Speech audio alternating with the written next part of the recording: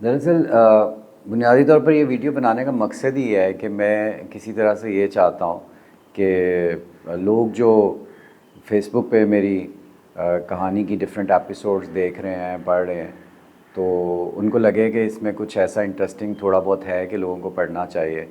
और अगर वो पढ़ रहे हैं तो मैं दोबारा से उनका शुक्रगुज़ार हूँ और शुक्रिया अदा करता हूँ। मकसद जो कहानी लिखने का ये था कि ज़ाहिर है किताब के साथ एक एसोसिएशन तो थी, शुरू से ही एसोसिएशन किताब के साथ रही और बहुत स्टार्ट से ही किताबें पढ़ना शुरू की। और जब किताबें पढ़ना शुरू की तो ऐसा लगता था कि अफ़साना लिखना तो बहुत मुश्किल काम है, और अफ़साने में कैसे ट्विस्ट आता है, कैसे उसमें क्लाइमेक्स आता है, कैसे अफ़साने के अंदर जो है वो आप एक पूरी की पूरी दुनिया क्रिएट कर लेते हो। और बहरहाल अफ़साना फ़िक्शन होता है। लेकिन जब अपनी कहानी लिखने का सोचा तो ऐसा लगा कि हर तरफ अफ़साने ही अफ़साने। लेकिन एक चीज़ जो बहुत ज़्यादा मुश्किल लगती है इस सारे प्रोसेस के अंदर और इस सारे लिखने के प्रोसेस के अंदर, वो ये होता है कि आप जब बहुत सारे इवेंट्स, अपनी मेमोरीज़ को याद कर रहे होते हो, अपनी मेमोरीज़ के बारे में सोच रहे होते हो, तो आपको अपने डीमंस भी नज़र आ रहे होते हैं, आपको कुछ नेगेटिव एनर्जीज़ भी नज़र आ रही होती हैं, और प्रोसेस के दरमियान जो हर्डल्स आती हैं वो सब भी याद आ रही होती हैं। उन सब को रिकलेक्ट करना, उन सब के बारे में ऑब्वियसली उनको बनाना, उनको लिखना और उसमें लेके आना। और फिर आप कई दफ़ा ऐसा सोचते हो कि यार ये वाक़या शायद लोगों के लिए अहम नहीं होगा, ये इवेंट शायद लोगों के लिए अहम नहीं होगा। जिस जगह से मैंने स्टार्ट किया, क्योंकि वो फेडरल कैपिटल है, सारे डिपार्टमेंट्स में जितने भी गवर्नमेंट के डिपार्टमेंट्स होते हैं जो बहुत अहम डिपार्टमेंट्स होते हैं, जैसे national assembly, cabinet division, secretariat, शहीद मिल्लत सेक्रेटेरिएट, सुप्रीम कोर्ट, और कोई भी ऐसा ऑफिस नहीं था जहाँ पर मेरा जाना नहीं होता था। भले मैं एक बिल्कुल लोवेस्ट लेवल पर उस वक्त था और उस लेवल के ऊपर जा रहा था वहाँ पर, तो ज़ाहिर है आपकी ऑब्जर्वेशंस होती हैं, आप गवर्नमेंट के काम करने के सिस्टम को समझ रहे होते हो। प्राइवेट क्लाइंट क्योंकि बहुत ज़्यादा कम थे, तो गवर्नमेंट सेक्टर में ज़ाहिर है बहुत सारे ऑफिसेज़, जैसे पाकिस्तान आर्मी के ऑफिसेज़, पाकिस्तान नेवी के ऑफिसेज़, जो सारे के सारे उसी एरिया के अंदर मौजूद थे, वहाँ पर जाना होता था, वहाँ पर लोगों से मिलना होता था। तो इस कहानी में ऑब्वियसली पॉलिटिक्स तो बिल्कुल भी नहीं है, ना मैं पॉलिटिक्स के बारे में ज़िक्र करना चाहता हूँ, ना मेरा पॉलिटिक्स से कोई ताल्लुक़ वास्ता था उस वक्त। लेकिन ऑब्वियसली कुछ ऐसे वाक़यात, कुछ ऐसे मामलात ज़रूर आपको नज़र आएंगे जिसमें आपको नज़र आएगा कि मैं ज़ाहिर है जिन जिन जगहों पे जाता था वहाँ पे क्या बिज़नेस होता था, वहाँ के पे किस तरह से काम किया जाता था। बिज़नेस स्टार्ट करने के आइडियाज़ कब आने शुरू हुए, अपना बिज़नेस स्टार्ट करने का कब सोचा, उसी जॉब के दरमियान कब ऐसा लगा कि मुझे बिज़नेस भी स्टार्ट करना चाहिए।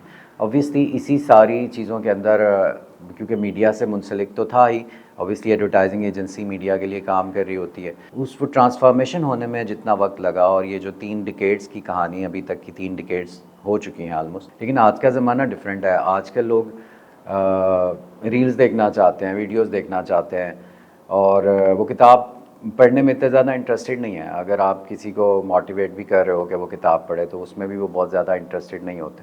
इसीलिए बहुत ज़्यादा लिखने लिखाने का काम जो है वो इतना इम्पोर्टेंट नहीं रह जाता। लेकिन उसके बावजूद मैं लिखने की कोशिश कर रहा हूँ, और अभी तो मैं 11 एपिसोड लिख पाया हूँ। आज मैंने 12वीं एपिसोड रिलीज़ करनी थी, तो उससे पहले मैंने सोचा कि मैं एक वीडियो बनाऊँ जो एक किस्म की इंट्रोडक्टरी वीडियो ही है, लेकिन इसको आप प्रमोशनल वीडियो भी कह सकते हैं। लेकिन बिज़नेस के साथ साथ ज़ाहिर है साइकोलॉजी की बातें इसलिए नज़र आएंगी कि आप बिज़नेस भी इंसानों के साथ करते हो, आप जॉब भी इंसानों के साथ करते हो। इसके अंदर मार्केट भी नज़र आएगी, क्योंकि बिज़नेस होता ही इकॉनमी में है। इसमें क्योंकि पब्लिक सेक्टर के साथ उस ज़माने में बहुत ज़्यादा काम किया हुआ है, तो पब्लिक सेक्टर की बातें भी आएंगी। जब पब्लिक सेक्टर की बातें आएंगी तो पॉलिटिक्स भी आएगी।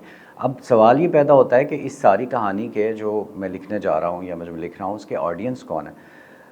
मुझे लगता है कि उसके ऑडियंस वो सब लोग हैं जो ऑब्वियसली जो मेरे एज फेलोज़ भी हैं, जो लोग आज बिज़नेस स्टार्ट करना चाहते हैं, जो लोग आज 18 साल के हुए हैं, जो लोग आज 19 साल के हुए हैं, जो आज 22 साल के हुए हैं, जो फ्रेश ग्रेजुएट्स हैं। क्योंकि आइडिया दरअसल मुझे आया ही वहाँ से था, जब मैं एक यूनिवर्सिटी में पिछले दिनों गया, और वहाँ पर मैंने जब लोगों से पूछा कि वो अपने आने वाले दिनों में क्या करना चाहते हैं, वो जॉब करना चाहते हैं या सेल्फ़ एम्प्लॉयमेंट चाहते हैं, और जब बहुत सारे लोगों से पूछा तो तकरीबन 70% 80% लोगों ने ये कहा कि वो सेल्फ़ एम्प्लॉयमेंट चाहते हैं, वो अपना बिज़नेस स्टार्ट करना चाहते हैं। तो उस वक्त मुझे लगा कि I should write my story, I should like my work story, I should write my professional story, I should explain the hurdles I have faced and how I have started my journey as a businessman.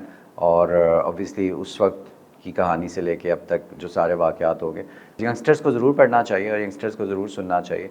उनको कैसा लगता है ये depend करता है जब वो पढ़ेंगे, और उनको अगर बोरिंग भी लगेगा तो वो ज़रूर फीडबैक दें, तो उससे मैं उसको और भी बेहतर करने की कोशिश करूँगा। लेकिन मेरी कोशिश है कि मेरी ज़ुबान जो है वो सादा हो, और क्योंकि मैं अंग्रेज़ी में लिख रहा हूँ, क्योंकि आपको पता है कि दफ्तरों में सारे काम अंग्रेज़ी में ही होते थे, और जो एडवर्टाइजिंग की पूरी इंडस्ट्री है वो अंग्रेज़ी पे ही चल रही होती है। गवर्नमेंट के लेटर्स, गवर्नमेंट के ऑफिशियल्स के लेटर्स, ये सारी चीज़ें इंग्लिश में ही चल रही होती हैं।